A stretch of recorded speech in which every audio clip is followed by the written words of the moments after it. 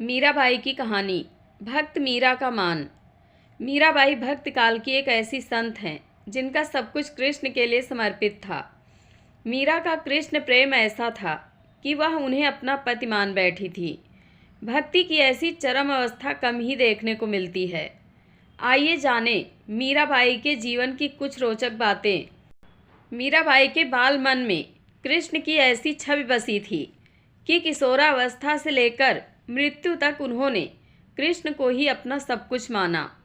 जोधपुर के राठौर रतन सिंह जी की इकलौती पुत्री मीराबाई का जन्म 16वीं शताब्दी में हुआ था। बचपन से ही वह कृष्ण भक्ति में रम गई थी। मीरा के इर्द गिर्द के लोग शुरुआत में बड़े चकराए कि आखिर मीरा का क्या करें। बाद में जब कृष्ण के प्रति मीरा का प्रेम अपनी चरम ऊंचाइयों तक पहुंच गया, तब लोगों को यह समझ आया कि वह कोई असाधारण औरत हैं। लोग उनका आदर करने लगे, यह देखकर कि वह ऐसी चीज़ें कर सकती हैं जो कोई और नहीं कर सकता। उनके आसपास भीड़ इकट्ठी होने लगी। पति के मरने के बाद मीरा पर व्यभिचार का आरोप लगाया गया। उन दिनों व्यभिचार के लिए मृत्यु दंड दिया जाता था, इसलिए शाही दरबार में उन्हें जहर पीने को दिया गया।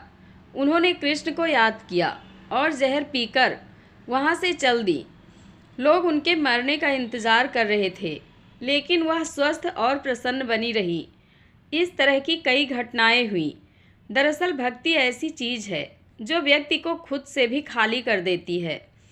मीरा का मान रखने के लिए स्वयं श्री कृष्ण ने स्त्री रूप धारण किया था। राणा सांगा के पुत्र और अपने पति राजा भोजराज की मृत्यु के बाद जब संबंधियों के मीराबाई पर अत्याचार अपने चरम पर जा पहुँचे, तो मीराबाई मेवाड़ को छोड़कर तीर्थ को निकल गई। घूमते घूमते वह वृंदावन धाम जा पहुँची। जीव गोस्वामी वृंदावन में वैष्णव संप्रदाय के मुखिया थे। मीरा जीव गोस्वामी के दर्शन करना चाहती थी, लेकिन उन्होंने मीराबाई से मिलने से मना कर दिया। उन्होंने मीरा को संदेशा भिजवाया कि वह किसी औरत को अपने सामने आने की इजाज़त नहीं देंगे। मीराबाई ने इसके जवाब में अपना संदेश भिजवाया कि वृंदावन में हर कोई औरत है, अगर यहाँ कोई पुरुष है तो केवल गिरधर गोपाल। आज मुझे पता चला कि वृंदावन में कृष्ण के अलावा यहाँ कोई और भी पुरुष है। जीव गोस्वामी ने सुबह जब भगवान कृष्ण के मंदिर के पट खोले तो हैरत से उनकी आंखें फटी रह गई। सामने विराजमान भगवान कृष्ण की मूर्ति घाघरा चोली पहने हुए थी, कानों में कुंडल, नाक में नथनी, पैरों में पाजेब, हाथों में चूड़ियाँ, मतलब वह औरत के संपूर्ण स्वरूप को धारण किए हुए थे। जीव गोस्वामी ने मंदिर के सेवक को आवाज़ लगाई, किसने किया ये सब? सेवक बोले, कृष्ण की सौगंध पुजारी जी, मंदिर में आपके जाने के बाद किसी का प्रवेश नहीं हुआ। ये पट आपने ही बंद किए और आपने ही खोले। जीव गोस्वामी अचंभित थे। सेवक बोला, कुछ कहूँ पुजारी जी? वह खोए खोए से बोले, हाँ बोलो। सेवक बोला, पास ही धर्मशाला में एक महिला आई हुई है जिसने कल आपसे मिलने की इच्छा जताई थी। आप तो किसी महिला से मिलते नहीं, इसलिए आपने उनसे मिलने से मना कर दिया। परंतु लोग कहते हैं कि वो कोई साधारण महिला नहीं, उनके इकतारे में बड़ा जादू है।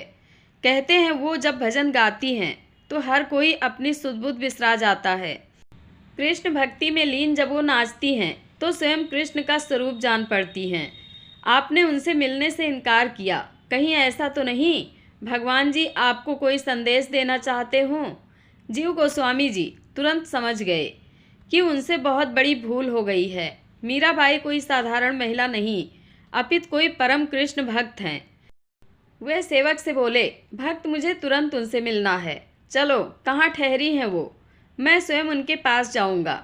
जीव गोस्वामी जी मीरा जी के सामने नतमस्तक हो गए और भरे कंठ से बोले, मुझ अज्ञानी को आज आपने भक्ति का सही स्वरूप दिखाया है देवी, इसके लिए मैं सदैव आपका आभारी रहूँगा।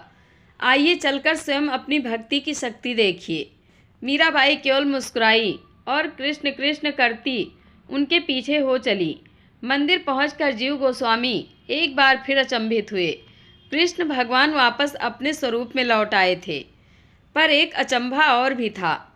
उन्हें कभी कृष्ण की मूर्ति में मीराबाई दिखाई पड़ती तो कभी मीराबाई में कृष्ण भक्त और भगवान एकाकार हो चुके थे। जय जय श्री राधे। आप लोगों को यह कथा कैसी लगती, कमेंट बॉक्स में अपनी राय अवश्य दें। वीडियो को हाइप करें। धन्यवाद।